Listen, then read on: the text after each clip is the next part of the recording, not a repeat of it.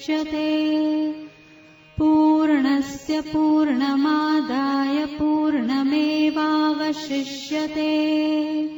ॐ शान्ति शान्ति शान्तिः।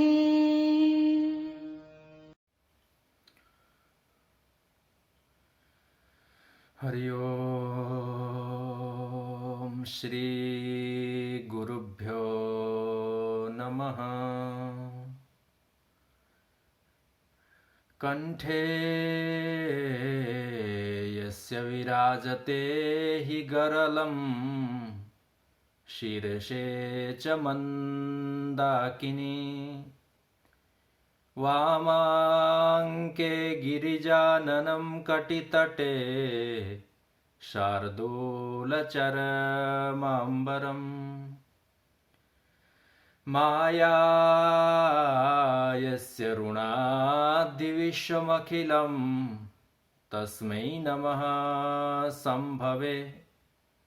जम्बूवत् जलबिम्बवत् जलजवत् जम्बालवत् जालवत् यद्वक्त्रमानससरप्रतिलब्धजन्म भाष्यारविन्दमकरन्दरसं पिबन्ति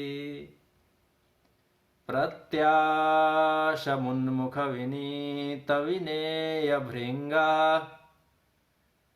तान् भाष्यवित्तकगुरून् प्रणमामि मूर्ध्ना। तान् भाष्यवित्तकगुरून् प्रणमामि मूर्ध्ना। असंख्येय कल्याण गुणगण निलय आनंद कंदचीन मूर्ति सच्चिदानंद परमात्मा की अहेतु की कृपा से पुनः इस श्रीमद् भगवद गीता ज्ञान गंगा में प्रवाहित होने का पावन अवसर प्राप्त हुआ है। यह मनुष्य जीवन का श्रेष्ठतम लाभ है जिसको सत्संग कहा जाता है। श्रीमद् भगवद गीता जिसने इस ज्ञान गंगा में श्रद्धा भक्ति पूर्वक अवगाहन किया, उसके संपूर्ण कलुष और कलमश प्रक्षालित होकर के अंततोगत्वा वह मोक्ष का योग्य अधिकारी बन जाता है। ऐसी महिमा संपन्न ग्रंथ है। गीता गंगोदकम पीत्वा पुनर्जन्म न विद्यते।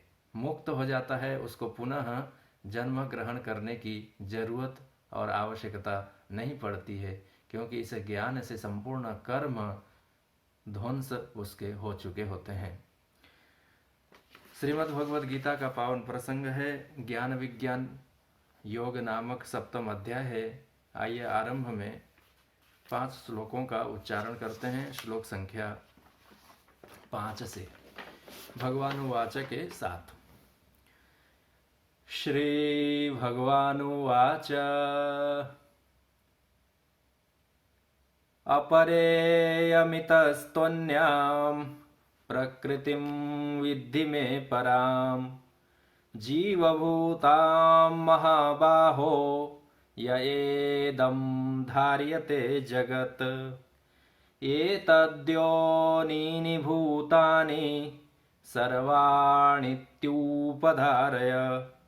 अहं कृत्स्नस्य जगतः प्रभवः प्रलयस्तथा मत्तः परतरं नान्यत् किंचिदस्ति धनंजय मयि सर्वमिदं प्रोतं सूत्रे मणिगणा इव रसोऽहमप्सु कौन्तेय प्रभास्मि शशिसूर्ययोः प्रणवः सर्ववेदेषु शब्दः खे पौरुषं नृषु पुण्यो गन्धः पृथिव्याञ्च तेजश्चास्मि विभावसौ जीवनं सर्वभूतेषु तपश्चास्मि तपस्विषु।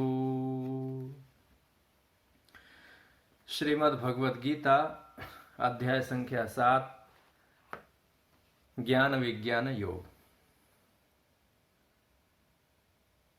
प्रसंग है शोक संतप्त अर्जुन है, कृपा से आपूरित भगवान है। संदेह से ग्रस्त अर्जुन है, समाधान से युक्त भगवान है। भगवान के पास, परमात्मा के पास जो संदेह अथवा समस्या जीवात्मा के लिए अत्यंत बड़ी, दुरूह और कठिन प्रतीत होती है, उसकी अत्यंत छोटी और सरल समाधान है। जैसे एक पुत्र के लिए कोई समस्या बहुत बड़ी प्रतीत हो सकती है, पर पिता उस समस्या को कोई समस्या के रूप में गिनती नहीं करता, तद्वद अर्जुन प्रश्न पूछने से पूर्व ही भगवान अर्जुन के समस्याएं अथवा उनकी जिज्ञासाओं का समाधान लेकर के उपस्थित हैं। इसी प्रसंग में यह पावन अध्याय आरंभ हुआ है। अर्जुन ने शब्दशः प्रश्न नहीं रखे थे, परंतु भगवान ने अनेक प्रकार के उपदेशों से उनके संदेहों का निराकरण किया, और अर्जुन यहाँ भगवान के द्वारा उपदेशित होने पर ऐसा पूछना चाहते हैं। और साथ में पूर्व के 1-2 प्रसंगों का फिर से स्मरण कर लें, क्योंकि कुछ प्रसंग निरंतर रूप में प्रचलित हैं। भगवान ने अर्जुन को कहा कि हे अर्जुन, भगवान की प्रतिज्ञा है अपनी।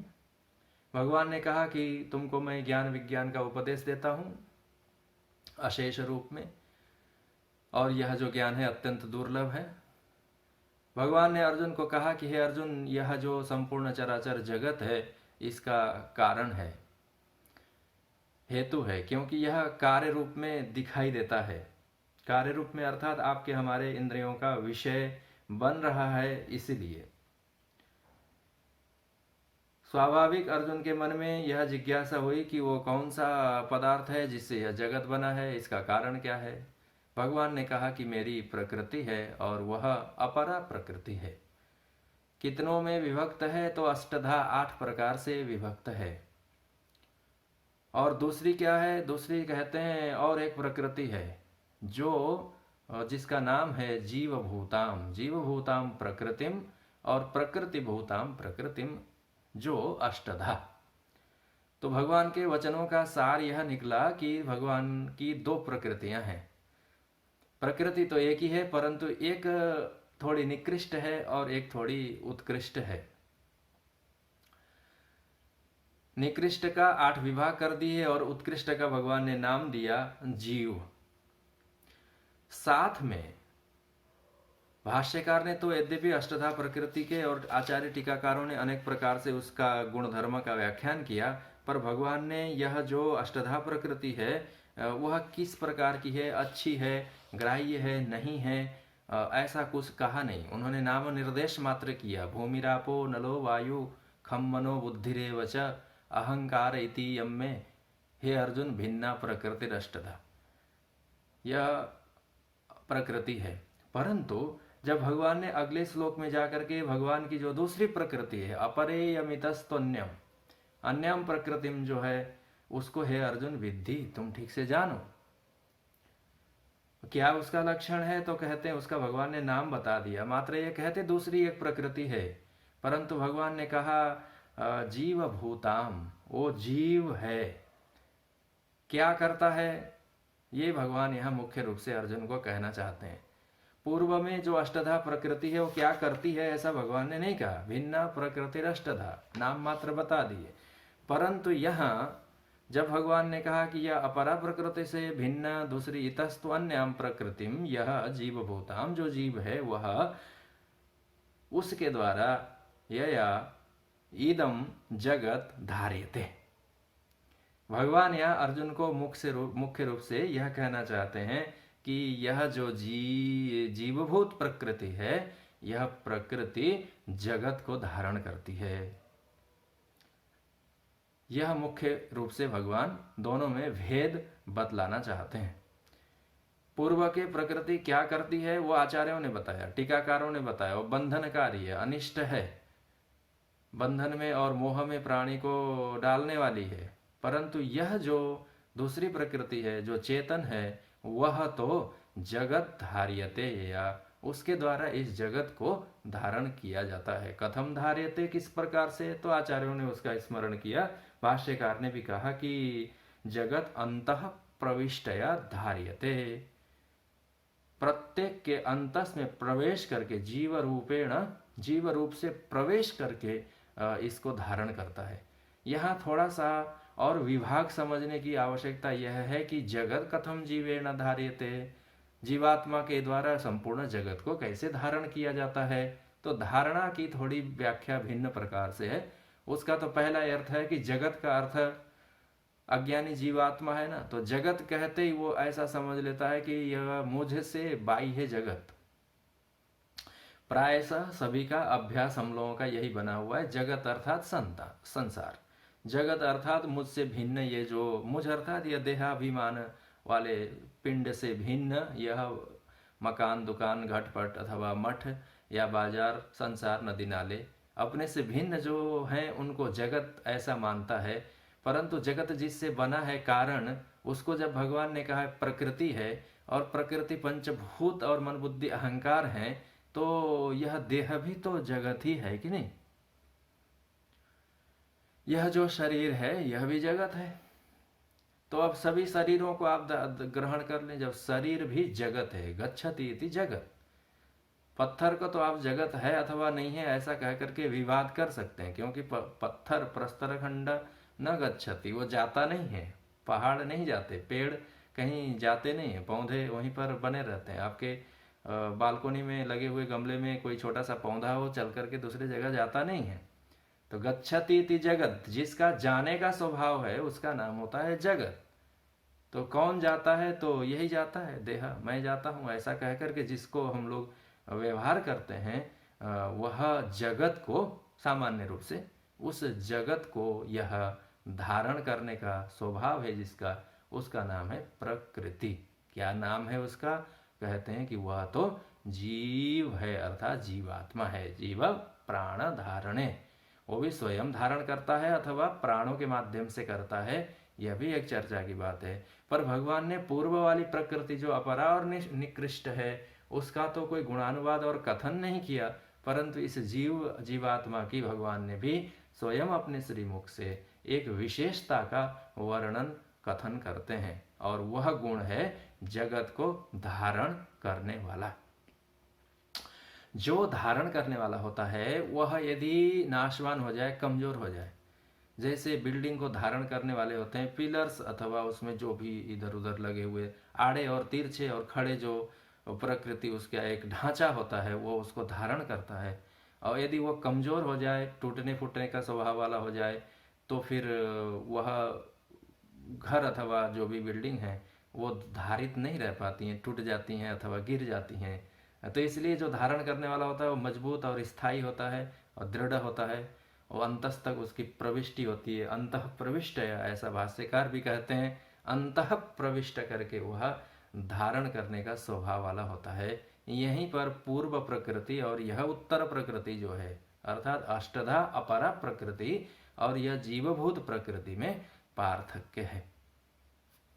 क्या पार्थक्य है, तो कहे कि वह प्रकृति है और दो प्रकार से विभक्त है, एक परा और एक अपरा। अपरा जो प्रकृति है वो पुनः 8 प्रकार से है, उससे जगत बना हुआ है पंचभूत से। इसमें विशेषता यह है कि उसमें नित्य कोई न कोई विकार होते हैं। विकार होने का अर्थ होता है परिवर्तन होता रहता है, उसमें बदलाव होते रहते हैं। जैसे आप अपने घर के बाहरी ढांचे को तो नहीं बदल सकते, परंतु अंतस के जो सजावट इत्यादि हैं उनको आप नित्य परिवर्तन कर सकते रहते हैं, क्योंकि बाह्य आधार में भीतर की कुछ चीजें स्थिर रह पा रही होती हैं। तो फिर से दो प्रकृति हैं, एक जड़ और अपर, और एक चेतन और पर। पर प्रकृति का स्वभाव है अपर प्रकृति को धारण करना, या इदम जगत धार्यते। और यह जो जड़ प्रकृति है इसमें अनेक प्रकार के विकार होते रहते हैं, परिवर्तन होता रहता है। तो यहीं पर अनुमान करने की आवश्यकता रहती है कि अच्छा कहाँ कहाँ परिवर्तन हो रहे हैं। वो परिवर्तन आपको दिखाई दे रहा है तब समझना चाहिए यह निकृष्ट है, यह अपरा है, यह बंधनकारी है, यह मोहकारी है, ऐसा कह करके उसका विवेक कर लेना चाहिए। क्या क्या बदलता है, तो बात चल रही है जगत, बाह्य जगत के तो बहुत सारे परिवर्तन देख सुन और समझ लेता है मनुष्य, परंतु इस देह में होने वाले परिवर्तनों को समझता नहीं है अथवा देख करके भी अनदेखा रहता है। शब्दावली स्मरण करना है। विकार, विकारो नामधेयम। विकार अर्थात परिवर्तन, बदलाव होते रहते हैं। एक छोटा सा बालक रहता है और बालक से युवा हो जाता है। युवा जो हो गया तो वह प्रसन्न होता है कि मैं देखो युवा हो गया, परंतु शास्त्रकारों ने कहा युवत्व अर्थात युवा जो अवस्था है वह कोई बहुत प्रसन्नता की बात नहीं, वो तो बाल्यकाल का विकार है। बालक और कैशोर अवस्था परिवर्तन हो करके बदल करके वह युवा बना है, और यौवनत्व का विकार जब होगा तो वो प्रौढ़ हो जाएगा। प्रौढ़ता भी जब विकारत्व को प्राप्त होगी तो वृद्ध हो जाएगा। वृद्धत्व विकार को प्राप्त होगा, अर्थात परिवर्तन होगा कि नहीं। क्यों क्यों ऐसा परिवर्तन हो रहा है, तो कहते कि ये जिससे बना है ना वो अपरा प्रकृति से बना हुआ है, उसमें पंचभूत हैं। देह उससे तो बना है, देह उससे बना हुआ है, शरीर है, हड्डी है, मांस है, रुधिर है, सप्त धातु है, वात पित्त कफ हैं और अनेक प्रकार के यंत्र तंत्र इसमें लगे हुए हैं, खंभे हैं, नाना प्रकार की जो भी चीज़ है आप बैठ करके इसको देख सकते हैं, इसका अनुमान कर सकते हैं, इसको लेकर के चिंतन मनन कर सकते हैं, इसको ज्ञान भीतरी दृष्टि से देख सकते हैं कहाँ कहाँ कहाँ परिवर्तन हो रहा है। काले से सुंदर घुंघराले बाल सफ़ेद हो जाते हैं, क्या है, तो कहे विकार है। क्यों क्यों विकार है, इसलिए यह अपरा प्रकृति से बना हुआ है, पंचभूतों का है। तो यह जो बाहर का विकार से युक्त होने वाला है वह किसी अविकारी को भला धारण कर पाएगा क्या? वो तो धारण नहीं कर पाएगा। इसलिए प्रत्येक जीवात्मा भी, प्रत्येक चेतन भी, यह बाह्य यही स्वभाव है, यही स्वाभाविकता है, परिवर्तन होना, विकार को प्राप्त होना।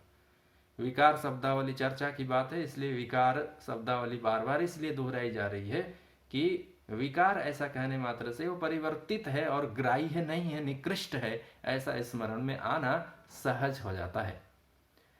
तो यही स्वभाव है। यदि कोई चाहे कि नहीं नहीं, यह जो अपरा प्रकृति से बना हुआ भले ही हो यह जगत अर्थात देह, इसमें तो मैं विकार नहीं आने दूंगा, परिवर्तन नहीं होने दूंगा, तो कहे कि नहीं, प्रकृति वो स्वभाव है। कितना भी उपाय चेष्टा और यत्न करें, कितना भी इसको संभाल करके रखें, कितना भी ढक छोप करके रखें, कितना भी आवृत करके रखें, तब भी वह नख केश इत्यादि अथवा बाह्य के त्वक इत्यादि सब एक समय आने पर विकारत्व को प्राप्त हो ही जाते हैं। क्या हेतु देना चाहते हैं आप, तो कहे जड़, जड़त्वात्।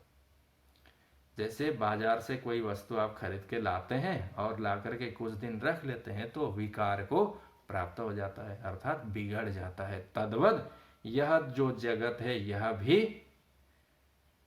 बिगड़ जाता है। कब? जब इसमें को धारण करने वाला जो परा प्रकृति रूप जीवात्मा इसमें नहीं रहता है, तो इसी पिंड में ही यह दो चीजें देखने में आई।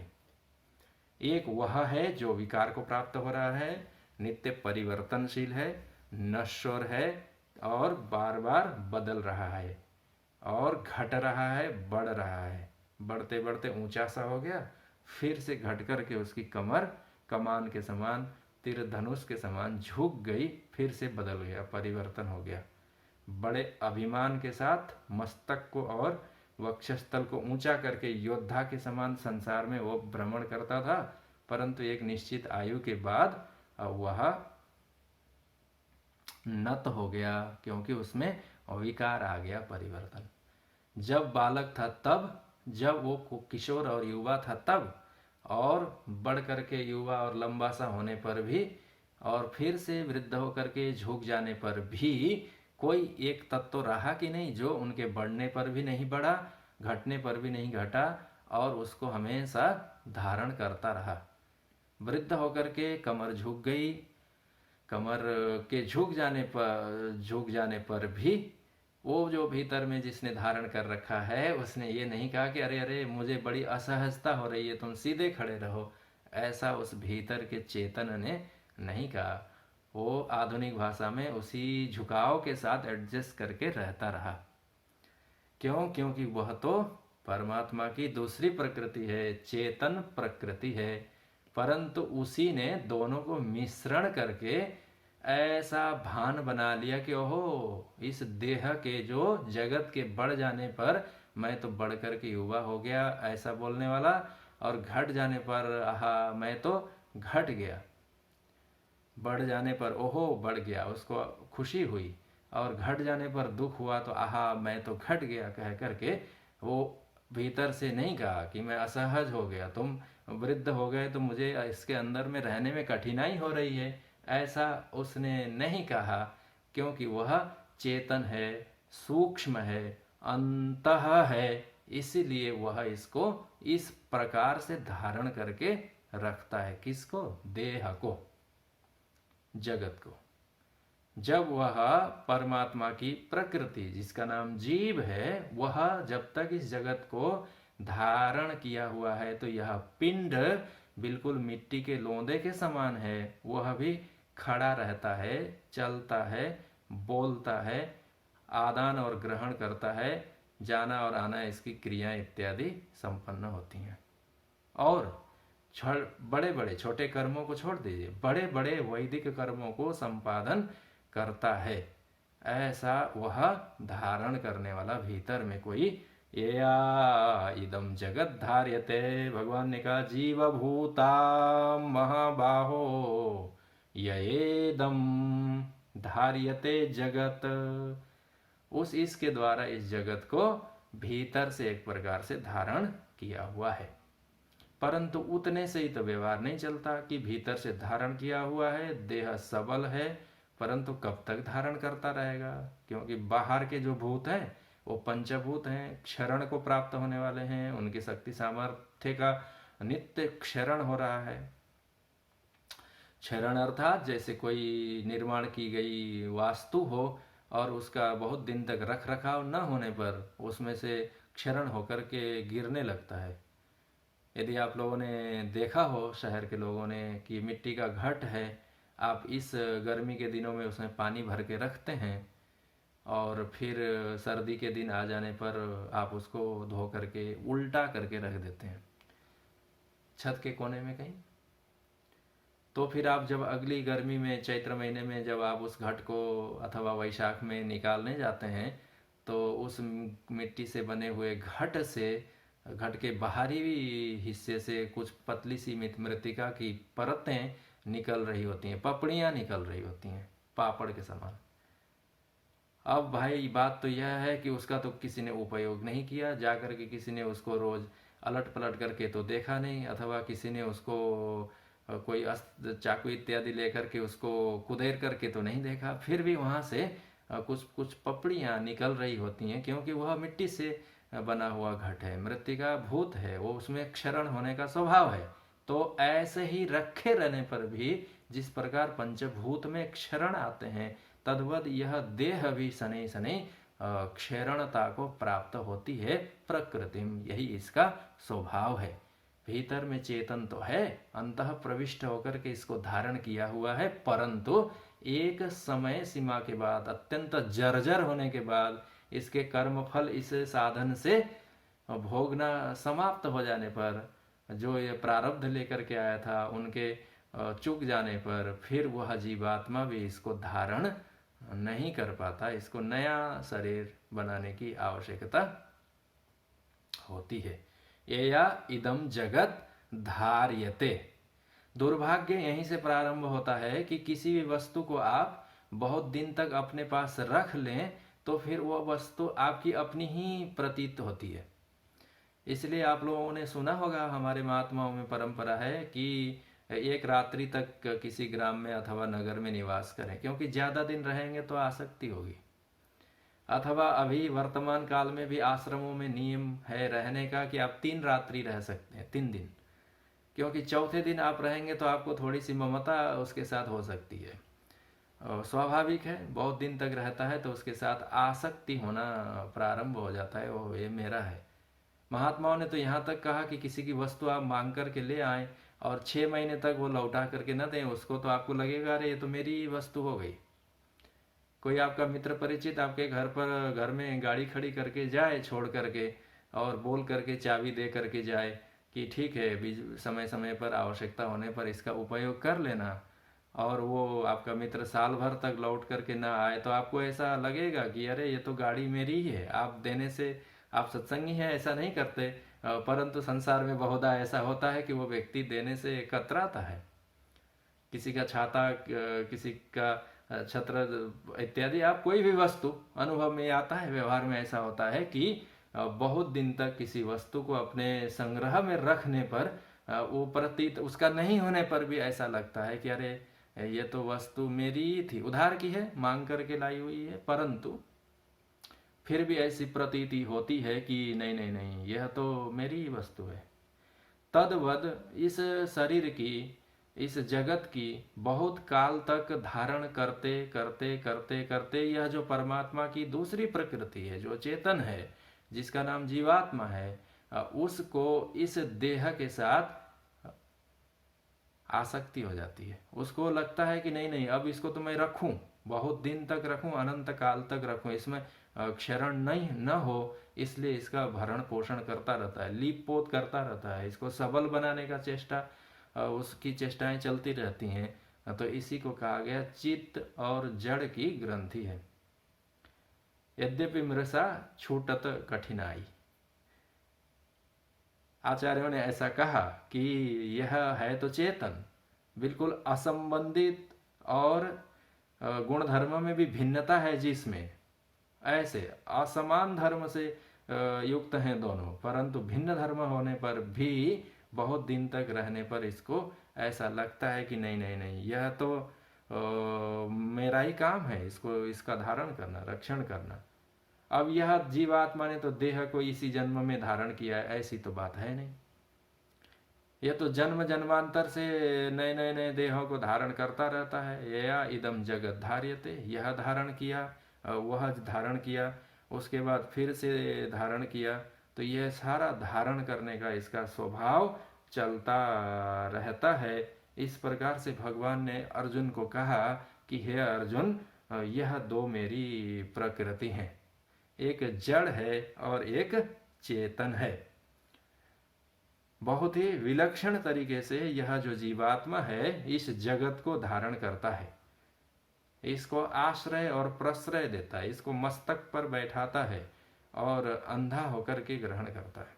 आचार्यों ने धारण की और भी कई प्रकार से इसका विचार किया कि सबसे बलपूर्वक जिसने धारण किया वो पात्र तो हमारे श्रीमद् भगवत गीता के आरंभ में ही हैं। उन्हीं को प्रबोधित करने के लिए तो भगवान को कितना प्रयास करना पड़ा, उन्हीं दुष्टों के दलन के लिए भगवान को अवतार लेकर के आना पड़ा।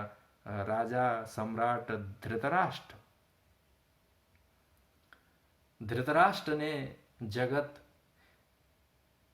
पुनः एक पहले स्मरण कर ले बात, एक तो है जीवात्मा इस देह को सज्ञान अज्ञान के रूप में, किंचित ज्ञान और किंचित अज्ञान के रूप में मिश्रण तरीके से धारण करता है, जो अंततो गत्वा सत्कर्म इत्यादि में प्रेरित करना, कर्म के मार्ग वाले, जो धुआं के सामने बैठ करके गर्मी में सर्दी में गंगा स्नान कर करके माघ के महीने में और पौष महीने में जहाँ अत्यंत सर्दी है, हरिद्वार जैसे ठंडे स्थान में गंगा में गोते लगाना कोई बहुत सामान्य बात नहीं है, परंतु इतना कष्ट करके भी इस देह को धारण करते हैं इसलिए कि धर्म करें, वो एक स्तर की बात है।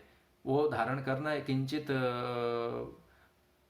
उपयोगी है अंततो गत्वा, परंतु कुछ धारण करना अज्ञान के कारण यह जीवात्मा शनै शनै जब इसके साथ अत्यंत आसक्ति हो जाती है देह के साथ और इसमें अहम अहम अहम ऐसा करने लगता है। अहम मैं यह हूँ ऐसा करके इसको धारण करता है यह जीवात्मा। कैसे पता चलता है ये या इदम जगत धार्यते? तो कोई आपको हाथ लगा देता है तो आपको तुरंत ही सतर्कता आप में आ जाती है। भीड़ में आप चल रहे होते हैं, कोई टकरा जाता है तो गलती से तो भी उसको कुछ शब्दावलियां उच्चारण करके आपसे क्षमा याचना उसको करनी पड़ती है, क्योंकि आपने इसको, प्रत्येक ने, आपने, हमने, सब ने इसको अच्छी प्रकार से धारण करके रखा है कि इतना अहम, इतना इतना इतना और इतना अहम, इसको इतनी सुरक्षा के साथ धारण करके रखा हुआ है, जरा सा भी कोई आपकी उस परिधि में नहीं आ सकता। ऐसा भी एक धारण करने का है अज्ञान अथवा व्यवहारिक दृष्टि से। परंतु अज्ञान की दृष्टि से भी एक धारण इसमें करता है धृतराष्ट्र के समान। वो ऐसा धारण करता है कि मात्र यह देह मैं हूं ऐसा कह करके नहीं, अहम के साथ साथ मम ऐसा करके भी ये या इदम जगत अनेन जीवेन धार्यते। उसके उदाहरण है राजा धृतराष्ट्र। वो अज्ञान के पर्दे से नेत्रों को ढक करके अंधे हो गए हैं। जो भी जिन्होंने भी श्रीमद् भगवद गीता का संजय के माध्यम से संदेश के रूप में श्रवण किया था, परंतु उनको दुख की प्राप्ति हुई थी, यथा तद्वद राजा धृतराष्ट्र जिस प्रकार से जगत को, धृतराष्ट्र राष्ट्र को जिन्होंने धारण कर रखा है, पकड़ रखा है, छोड़ना नहीं चाहते, 5 गांव भी उनके द्वारा देय नहीं है पांडवों के लिए, उन्होंने अहम को मात्र नहीं कह करके अहम ममेति संसार तदेव जगत, वही यह जगत को धारण करके रखने का इस स्वभाव है इस जीवात्मा का। जीव जगत को धारण करके रहता है, किमाकारक रूप में धारण करता है। तो इस देह को तो वह अहंतया धारण करके रहता है, मैं हूं। पंचभूत से बना है तो परा प्रकृति हुई, निकृष्ट हुई, त्याज्य हुई, संसार बंधन में डालने वाली हुई और अनेक प्रकार के दोषों से युक्त हुई, ऐसा वो नहीं प्रतीत करता। दूसरों के दोष दोष और अपने तो गुण ही होते हैं प्रायशः सभी के लिए। तो यह 2 प्रकार से धारण करता है। या इदम जगत धार्यते, कथम धार्यते? अहम ममेति, यह मैं हूं और यह मेरा है ऐसा कह करके धारण करता है। जैसे एक बालक को आप कोई खिलौना खरीद के ला करके देते हैं और कहते हैं लो इससे खेलो, थोड़ी देर में आप उससे मांग लें, भाई लाओ जरा फिर से मैं भी खेलूं। अब अपने पुत्र पौत्रों के लिए छोटी सी साइकिल खरीद करके ला के देते हैं और थोड़ी देर वो खेलता है, फिर आप कहें कि लाओ लाओ लाओ जरा मैं भी इससे थोड़ी देर खेलूं, तो वो बालक कहता है नहीं नहीं नहीं, मैं आपको ये नहीं दे सकता क्योंकि ये मेरी साइकिल है। उसको किसने सिखाया कि ये तेरी साइकिल है? उसने ग्रहण कर लिया, धार्यते। अब उसके अंतर से ये धारणा हो गई, यह निश्चय हो गया, नहीं ये साइकिल तो मेरी है। अब ये जिन्होंने लाया उसको भी वापस नहीं करते, ममत्व है ना, अर्थात मेरा है ऐसा कह करके इस जगत को वह धारण करता है। यह धारण करना कहाँ तक फैलता है? तो जितनी बड़ी उसके हस्तपाद आदि हैं, जितना बड़ा उसका मन और संकल्प है, जितनी बड़ी लालच होगी, उतना ही इसके द्वारा धारण किए जाने वाले जगत उसके आकार में विस्तारता को प्राप्त होती रहेगी। वो कहता है कि अहो ये मैं हूं, मेरा शरीर है, जरा इसको छू करके दिखाओ। अभिमान करता है, कोई छू उसको नहीं सकता। तो कहे भाई तुम्हारे शरीर को नहीं छू सकते तो मकान को छू करके दिखाएं, गाड़ी को छू करके दिखाओ क्या? तो कहेगा नहीं नहीं नहीं, उसको भी तुम नहीं छू सकते, क्योंकि भले ही वो गाड़ी मैं नहीं हूं परंतु मेरी गाड़ी है। गाड़ी को किसी के मकान को, किसी के गाड़ी को आप छू करके नहीं दिखा सकते, क्योंकि उसमें दूसरे किसी की ममता है, दूसरे किसी का अहम का प्रसार वहां तक है, क्योंकि उस पदार्थ का जीवात्मा दूसरे किसी ने अभिमान किया हुआ है। उसी प्रकार अपने गांव को मेरा गांव ऐसा कहता है, मेरा देश में ये कहता है, मेरा खगोल भूगोल और ब्रह्मांड करने वाले भी अभिमान है। और यह अभिमान करते करते अहम की व्याप्ति और प्रसार हिरण्यगर्भ तक है। वो तो उत्कृष्ट अहंता है, यह भिन्न बात है, परंतु ये अहम और ममत्व ना, मेरा है मेरा है मेरा है ऐसा कह करके ये या जीवे, ये इसी प्रकृति के द्वारा जो जीवभूत है जगत धार्यते, जगत को धारण करने का इसका स्वभाव रहता है। ऐसी परमात्मा की दो प्रकृतियों से यह संपूर्ण प्रपंचात्मक जगत की निर्मिति होती है अथवा निर्माण होता है। यह जगत की सामग्री है। सामग्री को शास्त्रीय भाषा में उपादान बोलते हैं। तो जगत का उपादान क्या है? तो कहे माया जगत की उपादान शक्ति है। कितने कितने प्रकार से हैं? उसके अनंत विस्तार हैं। सत रूप में है, असत रूप में है, भी नहीं कह सकते, ना उसको सदसद ऐसा कह सकते हैं, ना भिन्न कह सकते हैं, ना अभिन्न कह सकते हैं, ना भिन्ना भिन्न कह सकते हैं। है ऐसा नहीं कह सकते। विद्युत के चमक के समान है, थोड़ी देर में वो वहाँ से अदृश्य हो जाती है। नहीं है ऐसा तो कह ही नहीं सकते, क्योंकि वो चमक आपने उसकी देखी है। अथवा कभी रहती है कभी नहीं रहती है, तो आपकी इच्छा के अनुसार वो प्रकट भी नहीं होने वाली है। तो इस प्रकार की विलक्षण स्वभाव वाली जो पंचभूतों के रूप में मन बुद्धि चित्त अहंकार के रूप में महद और अव्यक्त के रूप में वह प्रकट होने के स्वभाव वाली अष्टधा प्रकृति, उसी के माध्यम से, उसी के कारण से, उसी माया से बना हुआ यह जीव भूता महाबाहो येदम धार्यते जगत। इस जीवात्मा के द्वारा जगत को, उस जड़ अष्टधा प्रकृति को, प्राकृतिक पदार्थों को, भौतिकों को धारण किया जाता है अथवा किया हुआ रहता है। अतः हे अर्जुन, यही दो जगत के कारण हैं। अर्जुन के मन में थोड़ा सा संदेह है, क्योंकि यह तो बात सही है कि प्रकृति जगत की कर्त्री है, जगत को बनाने वाली है, और यह जीवात्मा धारण भी करता है।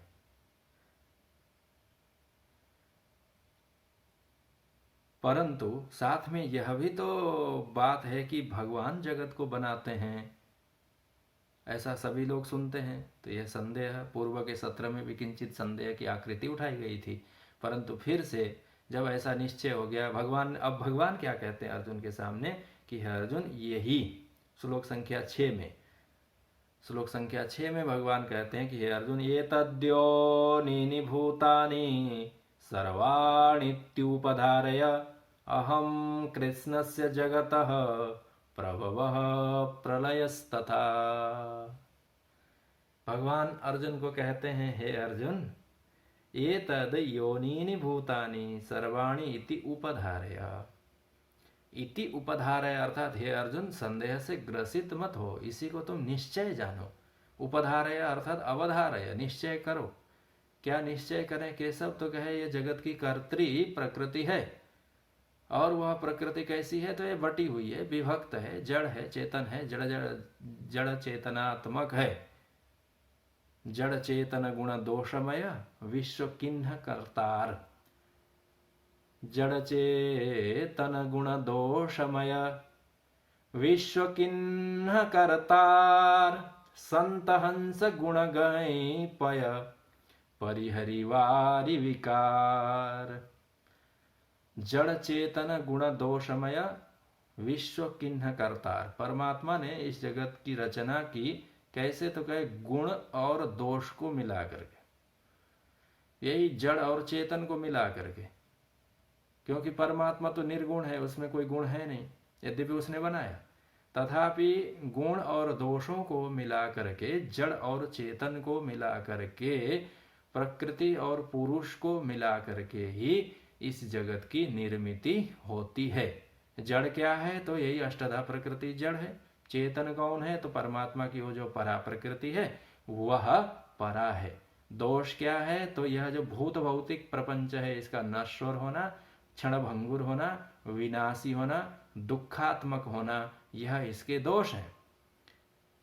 अस्ति वर्धते जायते विपरिणमते अवक्षीयते विनश्यति इत्यादि इत्यादि षड्दोषों से तो ग्रसित है ही है।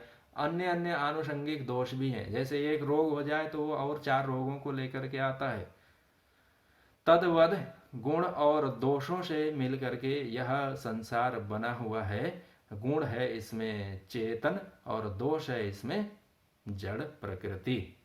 तो फिर जिस प्रकार से दोषों को त्याग करके गुणों को ग्रहण करते हैं संत, जिस प्रकार से नीर क्षीर मिला हुआ रहता है, दूध और पानी मिला हुआ रहता है, तो कहते हैं कोई मानसरोवर का राजहंस आप के देखते देखते अपनी चोंच से उस पेय को पान करके, पानी पानी जो बारी विकार रूप जो पानी है उसको निकाल करके दूध को पी जाता है हंस।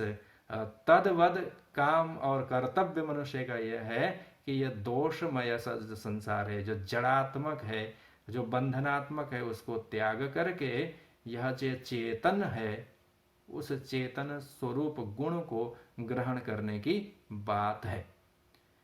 वही बात यहाँ भगवान कहना क्या चाहते हैं कि एतद योनिनी भूतानि सर्वाणि इति उपधारे है अर्जुन, निश्चय कर लो, यही बात तुम सत्यत्व स्वीकार कर लो, यथार्थ मान लो कि सर्वाणि भूतानि एतद योनिनी, एतद अर्थात यही जो पूर्व में कथित प्रकृति है, यही प्रकृति से ही उत्पन्न होते हैं, ऐसा ही मान लो।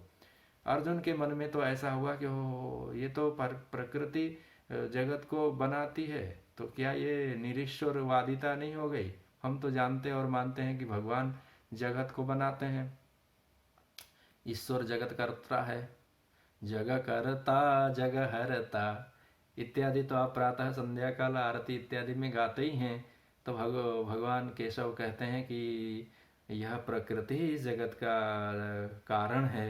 एतद योनि अर्थात यह क्षेत्र क्षेत्रज्ञ लक्षणे प्रकृति योनि ही येषां भूतानां तानि एतद योनिनि भूतानि सर्वाणि इति उपधारय जानीहि। हे अर्जुन, तुम ऐसा जानो कि यही संपूर्ण जगत की कर्त्री है। यह बात एक दृष्टि से यथार्थ है और जगत का उपादान यही मायामय संसार है, मायामय पदार्थ हैं जो अष्टधा और एकधा जीव रूप और प्रकृति के रूप में दिखाई देता है। फिर भी भगवान ने भी कहा कि हाँ, यह प्रकृति तो है ही जगत की कर्त्री, परंतु हे अर्जुन, ऐसा होते होते ही अहम कृष्णस्य जगतः प्रभव प्रलयस्तथा। हे अर्जुन, प्रकृति जगत की कर्त्री और निर्माण कर्त्री है, परंतु कृष्णस्य जगतः, यह जो संपूर्ण जगत है उसका प्रलय और प्रभव अहम मैं हूं। तथा उसी प्रकार से यथा प्रकृति इस जगत की कर्त्री है, तद्वद उसी प्रकार से मैं इस संपूर्ण जगत का, भगवान ने कह दिया कृष्णस्य, संपूर्ण चराचर जगत का एकमात्र अद्वितीय कर्ता तो है अर्जुन मुझ अहम मैं परमात्मा को तुम समझ लो। तो अर्जुन के मन में फिर से संदेह हुआ कि आपको समझें कि प्रकृति को समझें। अष्टधा प्रकृति और एकधा जो जीवात्मा है ये जगत बनाते हैं, ये कारण है जगत के कि आप अहम अर्थात परमात्मा कारण है।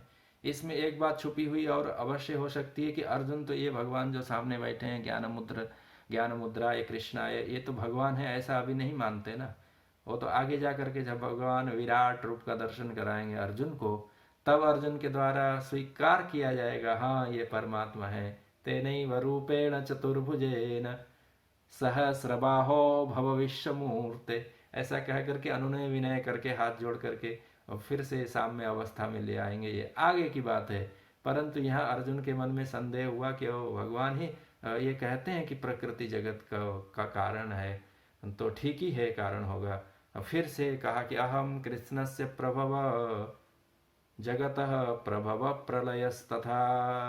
भाष्यकार यहाँ कहते हैं कि प्रलय माने विनाश, प्रभव माने उत्पत्ति। विनाश और उत्पत्ति के बीच में इसका पालन, जगत की उत्पत्ति पालन और विनाश तो अहम सर्वज्ञ ईश्वरः जगतः कारणम, जगत का कारण है।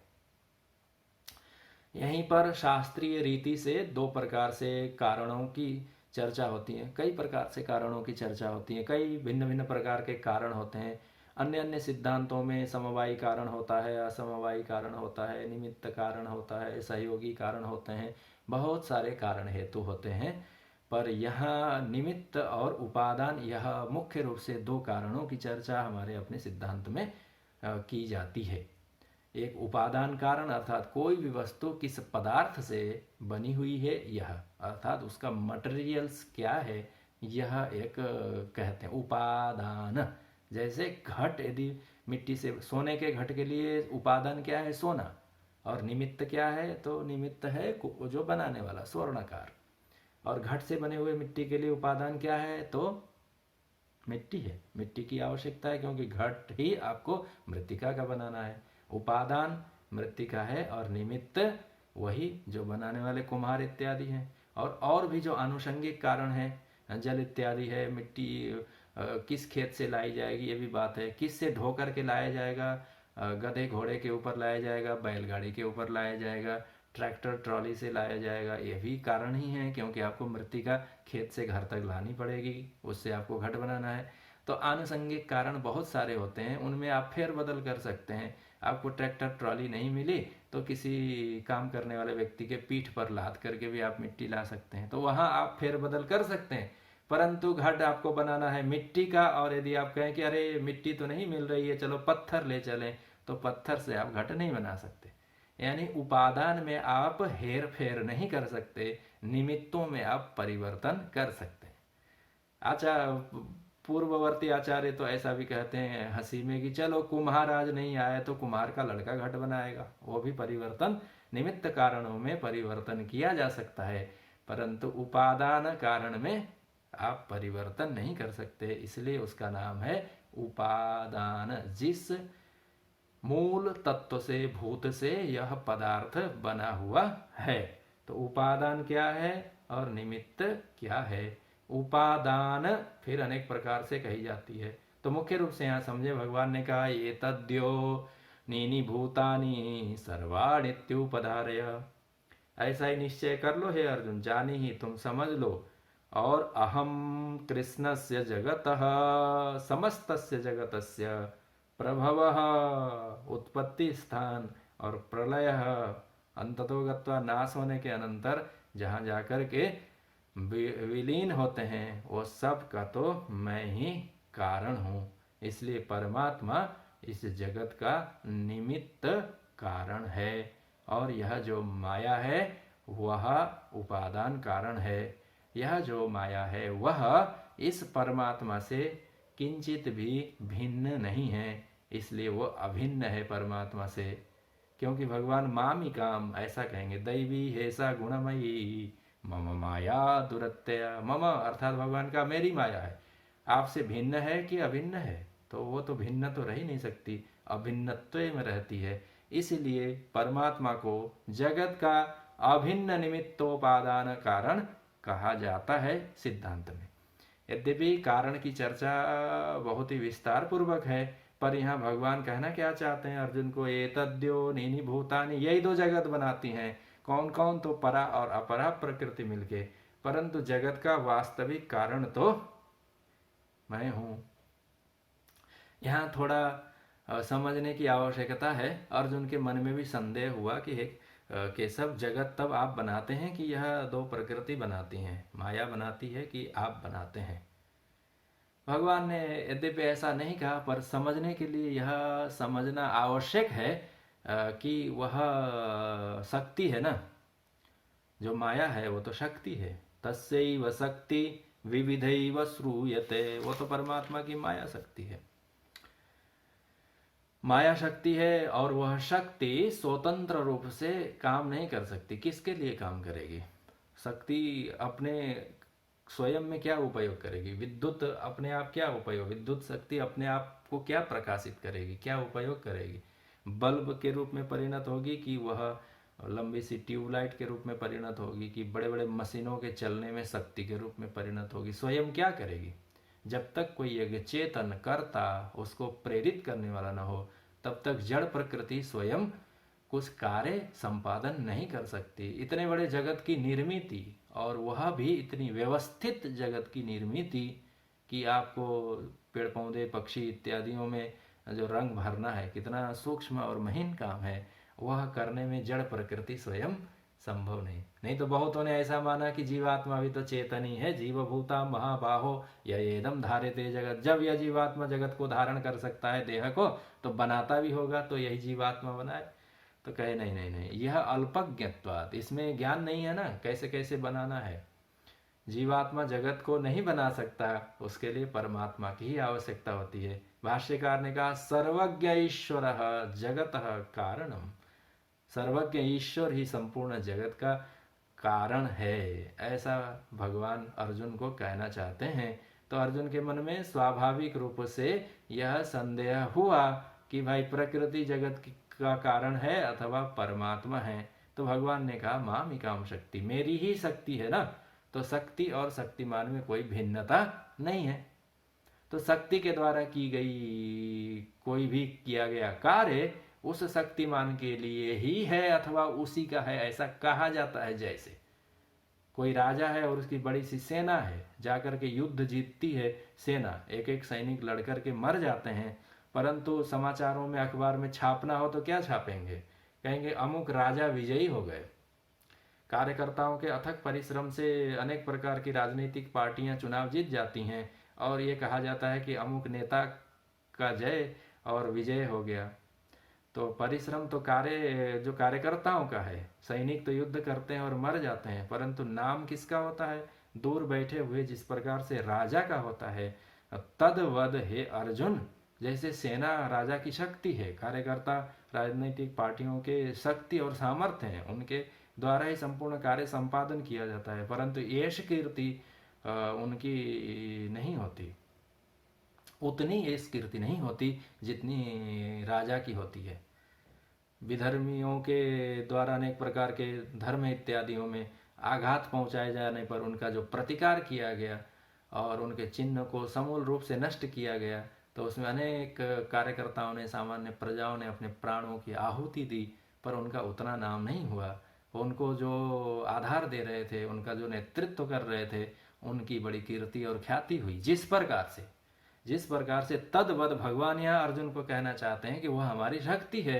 हे अर्जुन, यह जो दो प्रकार की प्रकृति है वही जगत को बनाती है, पर प्रकृति मेरी है, इसलिए मेरे द्वारा ही बनाया गया है जगत, ऐसा माना जाता है। क्यों? क्योंकि वो प्रकृति है, उसका स्वभाव है विकार को प्राप्त होना, परंतु वह जो विकार है किस प्रकार से उचित और सम्यक हो, ऐसी व्यवस्था मैं करता हूं, यह भगवान कहना चाहते हैं। नहीं तो प्रकृति में विकार तो नित्य निरंतर हो ही रहे हैं, परिवर्तन हो ही रहे हैं, जगत के रूप में परिणमित प्रकृति नित्य हो ही रही है, इसमें कोई आश्चर्य की बात नहीं है, परंतु उसमें किस प्रकार से व्यवस्थित परिवर्तन हो, यह व्यवस्था और बुद्धि सर्वज्ञ परमात्मा की होती है। सुंदर नर्मदा के तट पर कौन से पत्थर कट करके अच्छे से बाणलिंगेश्वर के रूप में परिणत हो जाएं, यह निर्णय कौन करता है? वो कोई अज्ञात जड़ पदार्थ जल अथवा नदी का किनारा या मृत्तिका तो नहीं कर सकती।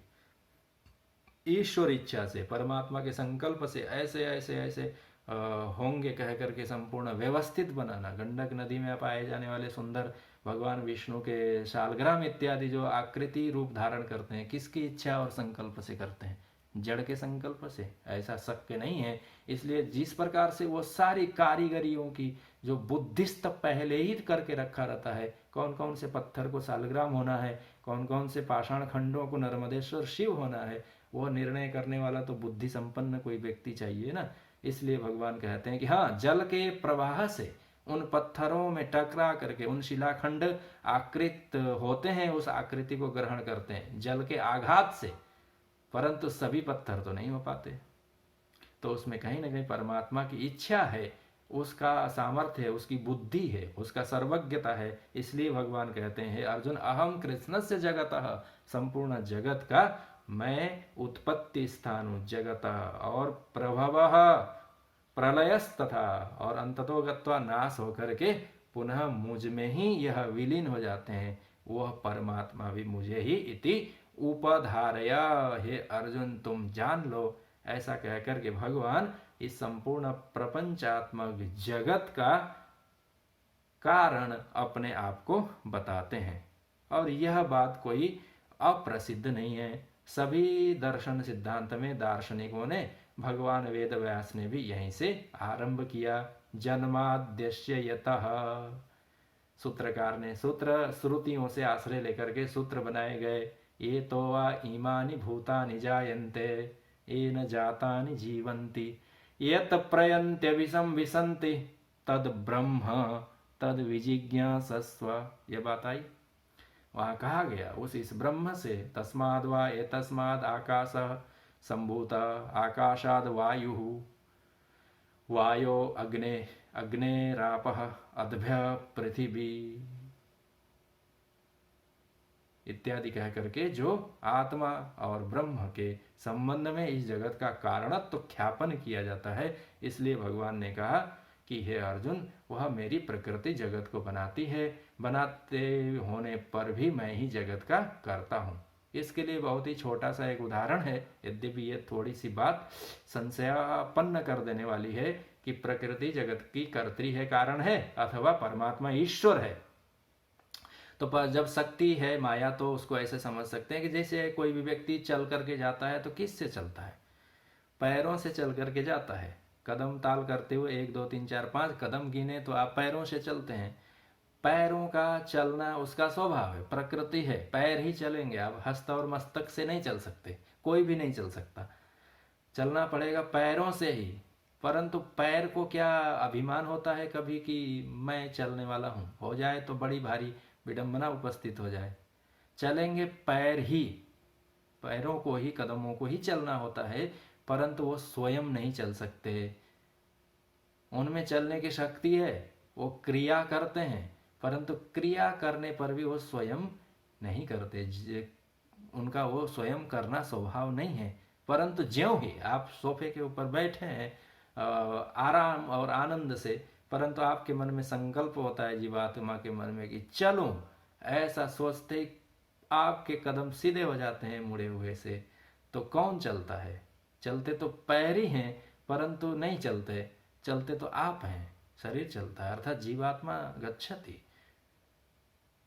पैरों के चलने पर भी उस पैरों की क्रियाओं का आरोप इस चलने वाले अहम अर्थात मैं में होता है। यही बात भगवान संभवतः अर्जुन को समझाना चाहते हैं कि हे अर्जुन, ये जगत को बनाने वाली तो प्रकृति है, प्रकृति जगत को बनाती है, परंतु मैं जगत को बनाता हूँ। ये ऐसी बात हो गई जैसे हाँ पैर ही चलते हैं परंतु मैं चलता हूँ। तो दोनों बातें यथार्थ रूप से सत्य ही हैं, क्योंकि पैर ही चलते हैं परंतु मैं चलता हूँ। तो पैरों के माध्यम से चला जाता है, पैरों में चलने की शक्ति है, परंतु वह शक्ति स्वतंत्र रूप से नहीं है, ऐसा भी यहाँ समझ लेना चाहिए। और आगे के अध्यायों में जाकर के तो भगवान इस बात को फिर से बहुत ही विस्तार पूर्वक कहेंगे। मयाध्यक्षेण प्रकृति सूयते सचराचरम हेतुनानेन कौन्तेय जगद्विपरिवर्तते। भगवान कहेंगे मैं अध्यक्ष हूँ, अध्यक्ष के आदेश से बाकी सभी सभासदों की क्रिया चलती रहती हैं, वो स्वयं भाषण नहीं दे सकते। अध्यक्ष का आसन ग्रहण करने के अनंतर ही सभासदों के द्वारा अन्य अन्य क्रियाकर्म इत्यादि संपादन होते हैं। तद्वद मेरी अध्यक्षता में, मेरे शासन में, मेरे संकल्प से प्रकृति ही सचराचरम जगत सूयते, यह संपूर्ण चराचर जगत को उत्पन्न करती है।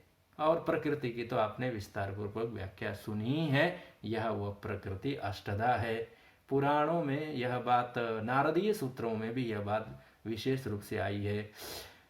प्रकृति द्वैतु देवस्य जड़ा चैवा जड़ा, तथा दो प्रकृति हैं। यह बात यहाँ पर 2 श्लोकों में श्रीमद् भगवद गीता में भगवान वेदव्यास ने भी उल्लेखित किया। 2 प्रकृति हैं देवस्य, उस परमात्मा की। कौन सी हैं? तो जड़ा चैवा जड़ा, जड़ और अजड़ अर्थात जड़ और चेतन। जड़ कौन है? यही भूमि रापो नलो वायु इत्यादि। और चेतन कौन है? तो यह जीवात्मा।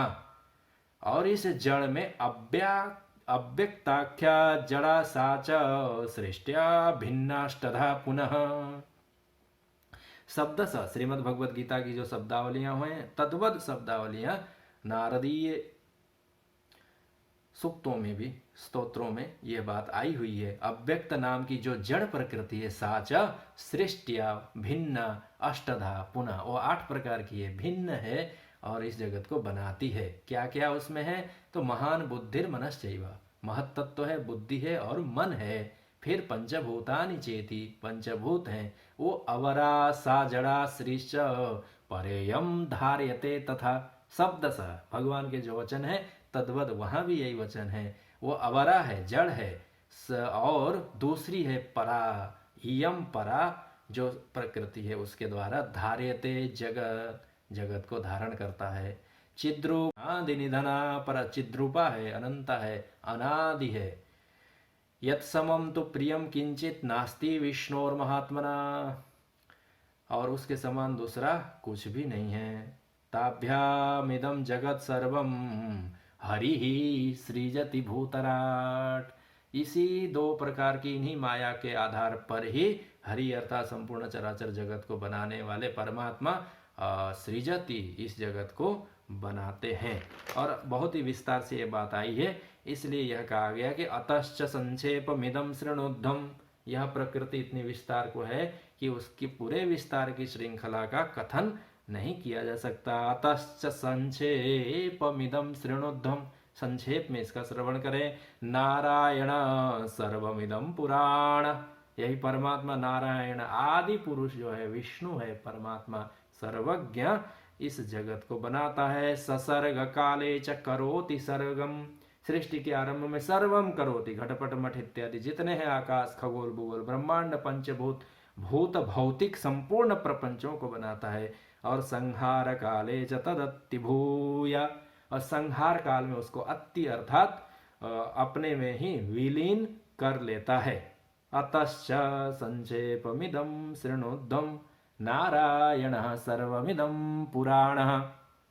ससर्ग काले च करोति सर्वम, बनाता है, पुनः संहार काले च तदत्ति भूयः, पुनः संहार काल में उसको अपने आप में समेट के फिर से नई सृष्टि बनाने के लिए वह माया के आश्रय से प्रेरित होता है। यही बात भगवान भी यहाँ कहते हैं, अहम कृष्णस्य जगतः प्रभव प्रलयस्तथा, मैं उसके प्रलय और उत्पत्ति का आधार हूँ। नारायण सर्वमिदं पुराण इत्यादि कह करके भगवान इस जगत के कारण मैं हूँ, ऐसा अर्जुन को कहना चाहते हैं। और अपने को प्रकृति से ऊपर भगवान ने कहा, मेरी अध्यक्षता में यह प्रकृति रहती है। अब अर्जुन फिर से प्रश्न करेंगे कि अच्छा, ये पंचभूत हैं तो जड़ात्मक है, जीवभूत है तो चेतनात्मक है, और उस चेतन से भी बड़े अध्यक्ष आपने कहा मैं हूँ, तब तो फिर आपसे भी बड़ा कोई दूसरा होगा, यह स्वाभाविक प्रश्न आएगा।